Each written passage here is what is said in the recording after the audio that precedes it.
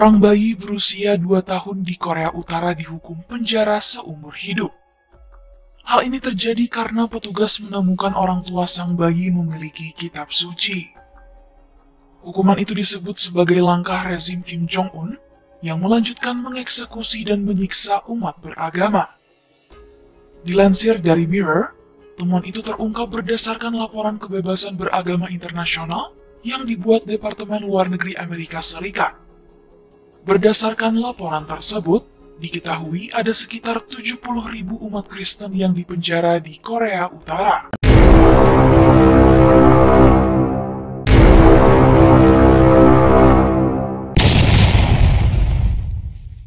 Video berikut. Jangan lupa like, share, subscribe. Metanoia Channel. Ya, tadi kita sudah menonton ya apa yang terjadi di Korea Utara ya, apa yang dilakukan oleh Presiden Korea Utara ya, atau sistemnya kekaisaran atau presiden saya kurang ngerti, tapi intinya Kim Jong-un ya. Kim Jong-un ini telah melakukan satu tindakan yang menurut saya sangat kejam ya, sangat sadis sekali ya. Anak balita itu di bawah 5 tahun itu dihukum seumur hidup, bukan karena kesalahan anak balita itu, tapi karena kesalahan orang tuanya. Kalaupun itu memang dalam peraturan dia salah ya, orang tuanya menyimpan Alkitab. Ketahuan orang tuanya ditangkap, anaknya juga yang balita itu dihukum seumur hidup. Berarti kalau umurnya 5 tahun, ya 5 tahun lah hukuman anaknya. Berarti ibunya tadi juga, orang tuanya tadi, kalau 50 tahun ya 50 tahun lah hukumannya. Artinya di sini, anak yang tidak tahu apa-apa.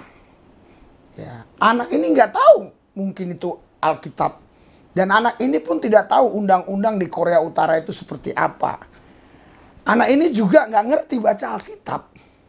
Kok teganya ya Kim Jong-un ya, susah kali, Kim Jong-un itu melakukan perbuatan seperti itu ya, menghukum anak di bawah umur ya, balita.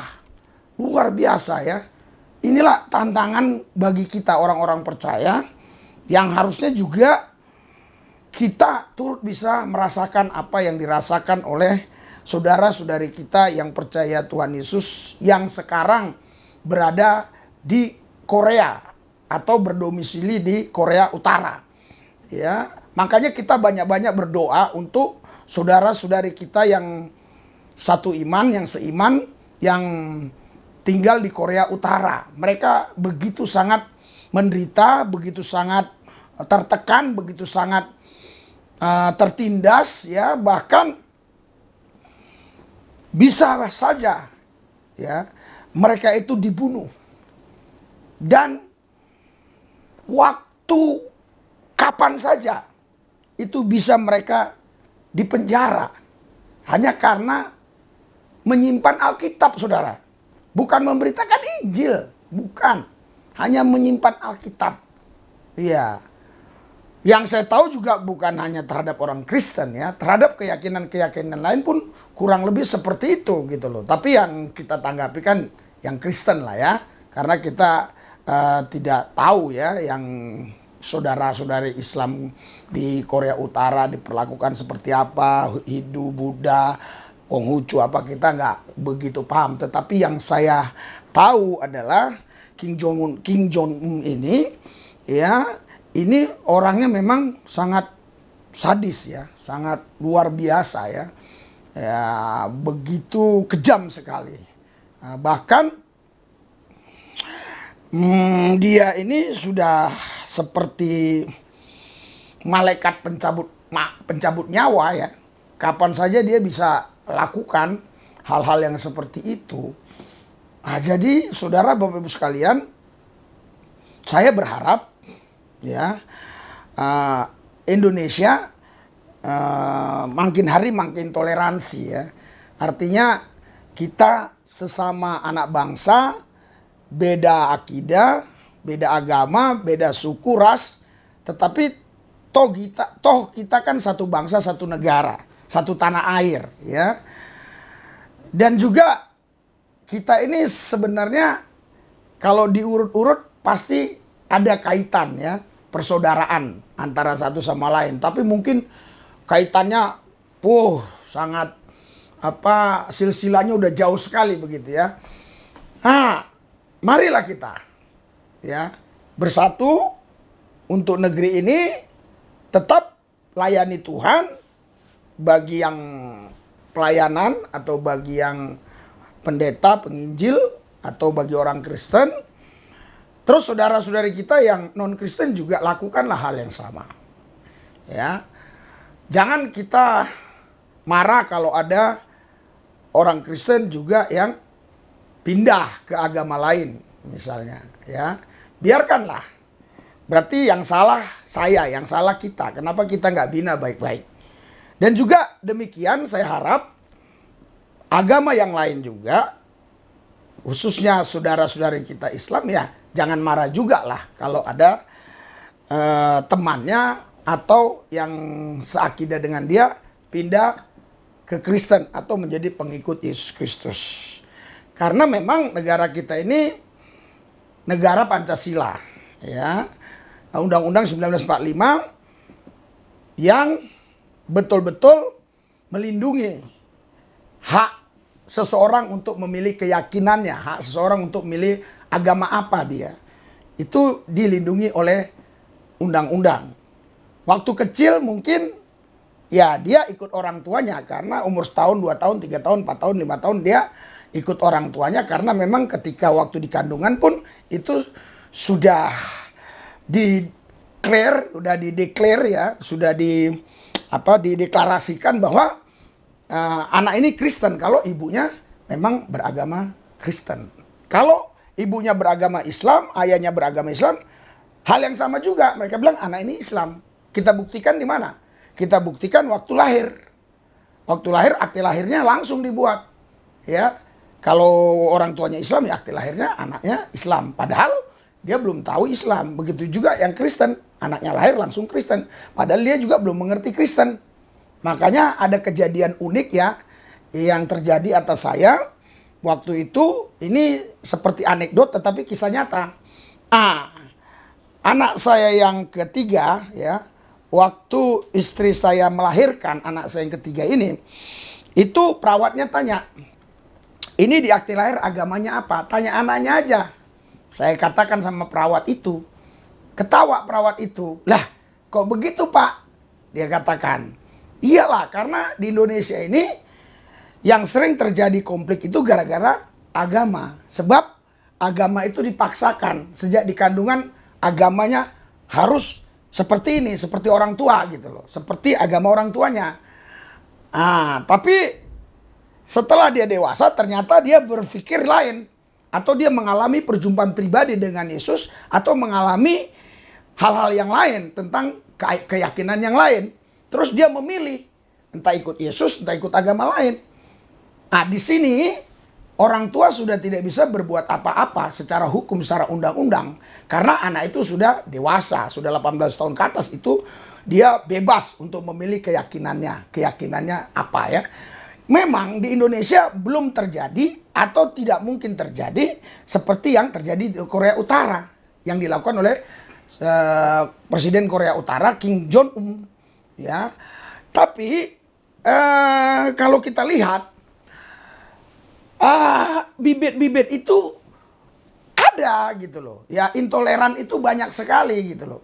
Jangan sampai terjadi nanti seperti itu gitu loh. Jadi artinya kalau ada orang yang punya keyakinan berbeda dengan kita, kita musuhi. Ya, saudara Bapak Ibu sekalian, kami tadi ya selesai pelayanan, saudara host bilang, ya gimana itu video yang kemarin? Udah kita tanggapi supaya saudara-saudari kita yang Kristen ini bisa mendoakan saudara-saudari kita yang Kristen yang ada di Korea Utara. Yang sekarang mereka dalam tekanan, dalam ancaman, dalam kesulitan yang besar gitu ya. Inilah tadi pelayanan kami lihat. Saudara, Bapak Ibu sekalian, jadi kita yang sudah diselamatkan ini, jangan kita santai-santai berkata, oh saya kan udah percaya Tuhan, saya udah pasti selamat, mati pasti masuk surga. Yes, itulah iman. Tetapi Alkitab bilang, kerjakanlah keselamatanmu itu. Artinya, ketika engkau sudah dikasih karunia sama Tuhan, yang namanya keselamatan, engkau harus menjalani hidup ini yang berkenan di hati Tuhan. Berikan sorak-sorai buat. Haleluya. Yang berkenan di hati Tuhan, yang menyenangkan Tuhan. Itu namanya kamu mengerjakan keselamatan itu. Saya contohkan, saya kasih misalnya sepatu saya sama bapak ini dengan cuma-cuma. Terus besok saya tanya, kenapa sepatu itu tinggal sebelah? Nggak tahu, hilang yang satu lagi. Hilang di mana? Nggak tahu. Atau jawabannya udah ku robek-robek. Lah, kok saya kasih sepatu dirobek-robek? Kok saya kasih sepatu nggak dijaga dengan baik? Tentu saya marah. Yesus sudah memberikan keselamatan itu lewat dirinya, korban di atas Golgota, supaya kita yang harusnya binasa tidak binasa, melainkan memperoleh hidup yang kekal. Berikan sorak-sorai buat Tuhan. Haleluya. Terus masa kita remehkan pengorbanan Tuhan? Masa kita sepelekan pengorbanan Tuhan itu? Harusnya kita melakukan apa yang disenangi Tuhan, yang berkenan kepada Tuhan. Itulah tanda kita menghargai pengorbanan Tuhan. Itulah tanda kita menghargai keselamatan yang diberikan Tuhan kepada kita. Tapi kalau kita menjalani hidup ini sesuka-suka kita, hanya dengan alasan saya udah percaya Yesus, pasti masuk surga. Ini namanya pemahaman yang salah, pemahaman yang keliru. Ya. Tapi juga sebaliknya ada orang berpikir, yang penting aku berbuat baik, nggak percaya Yesus juga selamat. Ini juga keliru. Jadi sekarang kalau ada orang berkata aku bisa menyelamatkan diriku sendiri dengan berbuat baik. Loh, untuk selesaikan dosanya gimana? Haleluya. Karena kebaikan kita itu kata kitab Yesaya seperti kain kotor. Sekarang dosa saya ada 1 ton. Pahala saya 1,5 ton. Contoh ini. Haleluya. Saya tetap punya dosa atau tidak punya? Tetap punya, tapi lebih banyak pahala. Sedangkan untuk ke surga tidak boleh membawa dosa. Tidak ada jalan lain kecuali lewat penebusan Yesus Kristus. Berikan sorak-sorai buat Tuhan yang dahsyat. Tidak ada jalan lain. Makanya dia katakan sudah selesai. Artinya sudah selesai. Tapi saudara, ketika kau sudah diselesaikan Tuhan masalahmu, yaitu dosa tadi, sehingga engkau tidak binasa, masa kau suka-suka mesti hidup ini? Haleluya. Bagaimana, Alek? Lihat sini dong. Bagaimana kau jadi suka-suka kita hidup ini? Kan gak bisa. Betul gak kira-kira? Logika gak? Logika. Rasional gak? Rasional. Iya. Kita meyakini sesuatu itu jangan membabi buta, harus pakai akal sehat. Haleluya.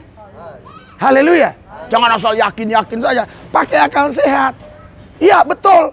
Saya memang ditebus oleh Yesus karena saya tidak mampu menyelesaikan dosa saya. Sekalipun saya berbuat baik, dosa saya tetap ada. Oleh karena itu, saya membuka hati, terima Yesus Kristus sebagai Tuhan dan Juru Selamat. Berikan sorak-sorai buat Tuhan. Haleluya. Joshua, ini Joshua ya. Ini ya. Ini saya juga akan makan di sini bersama-sama ya. Iya. Ini ada ayam. Coba ambil satu-satu. Saksang. Oh, besok kita saksang lah ya. Tapi nanti ada yang nggak makan saksang loh. Air minumnya ya. Jangan ambil 2 ya, nanti nggak. Air minumnya satu air minum ya. Oke. Iya. Air minum satu-satu ya. Ya. Iya. Ya. Air minum satu-satu ya. Oke. Haleluya. Ya ya. Air minum satu-satu ya. Ya, air minumnya tolong satu-satu, nanti temennya nggak dapet. Ya. Haleluya. Haleluya. Haleluya. Haleluya. Haleluya.